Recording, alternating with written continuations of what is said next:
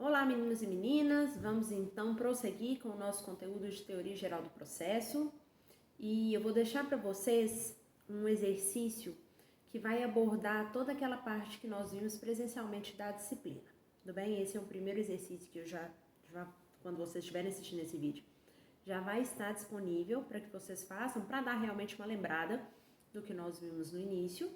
E agora nós vamos prosseguir com o nosso conteúdo. Eu farei então vídeos bem curtos para que vocês consigam ter facilidade para fazer um download, para fazer o acesso dele e para que consigam acompanhar. Esses vídeos serão postados de forma organizada.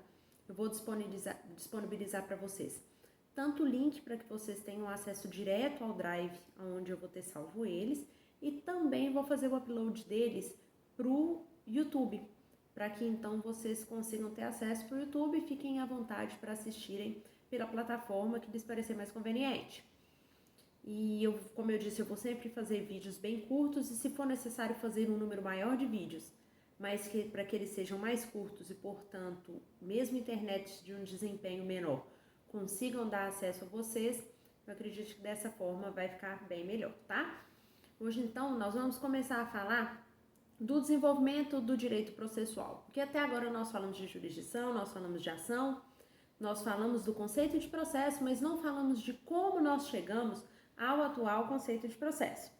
E aí o que eu quero que vocês entendam com o que nós vamos desenvolver aqui agora é que o contexto da sociedade, né, o desenvolvimento da sociedade de séculos e séculos, ele teve total impacto na forma como aquela sociedade naquele momento interpretava e via o processo, na forma como esses procedimentos eram então conduzidos, tudo bem?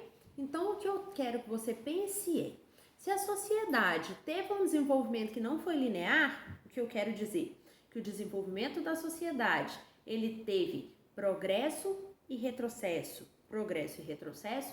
da mesma forma nós vamos ter isso no desenvolvimento da ciência processual. Nós vamos ter então momentos de progresso e vamos ter em seguida momentos de retrocesso. E isso é natural. Essa soma de progressos e retrocessos levou à ideia de processo que nós temos hoje, que nós estamos trabalhando.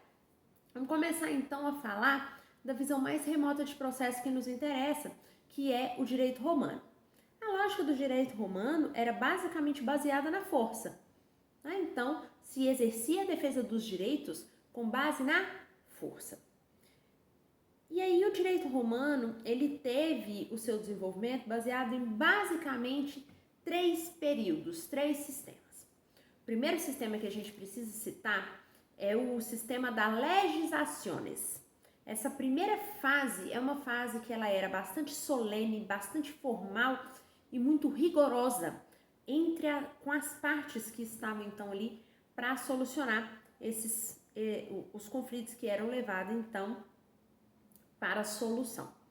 E aí, como que funcionava esse processo pela legislaciones? Ele era constituído de 2 etapas. A primeira etapa, ele tramitava perante um magistrado. Esse magistrado, então, atuava na fase judicial da solução desse conflito. Ele analisava o conflito, estabelecia, então, qual era o objeto, o que é que deveria ser solucionado, e estabelecia quais eram as soluções possíveis para aquele conflito. Uma vez estabelecido isso, este processo era remetido para a pessoa que iria fazer o julgamento, que não era o magistrado, tá? Era um cidadão comum do povo escolhido pelo magistrado. Ele iria então fazer o julgamento, dar então a decisão que solucionaria aquele conflito, mas com base em uma daquelas possíveis soluções que tinham sido determinadas pelo magistrado, tá? Então isso foi a primeira fase, a fase da legislações. Algum tempo depois, o sistema processual foi se melhorando, né? Ele foi se aprimorando. Nós tivemos então a segunda fase do processo romano, que substituiu o sistema da legislaciones. Nós tivemos então o processo per fórmula. Então, essa fórmula era o seguinte, se tratava de um processo um pouquinho menos rigoroso e um pouco menos formal do que o processo por legislaciones, E ele também tinha duas etapas, né? A primeira ficava a cargo do magistrado, da mesma forma, limites da demanda e a fórmula, né? As possíveis soluções. E havia o julgamento pelo juiz, também não era o magistrado, na segunda etapa. E aí, essa decisão proferida pelo juiz, até o Baixo Império, ela era uma sentença irrecorrível, tá?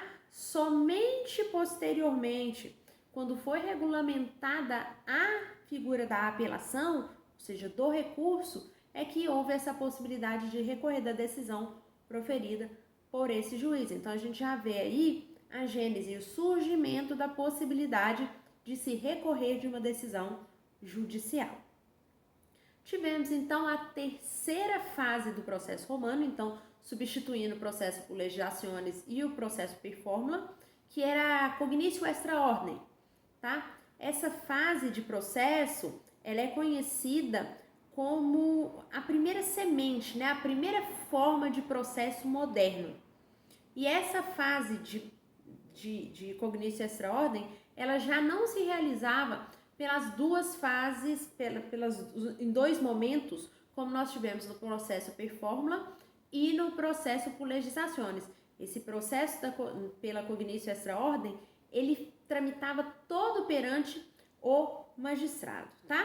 Mas embora a gente diga aqui que a cognitio extra ordem é a gênese do processo moderno, a gente ainda não pode falar que a ideia de processo, ela já se desenvolveu a partir daí, tá? Porque ainda era muito incipiente. E aqui nem se falava na possibilidade de processo coletivo.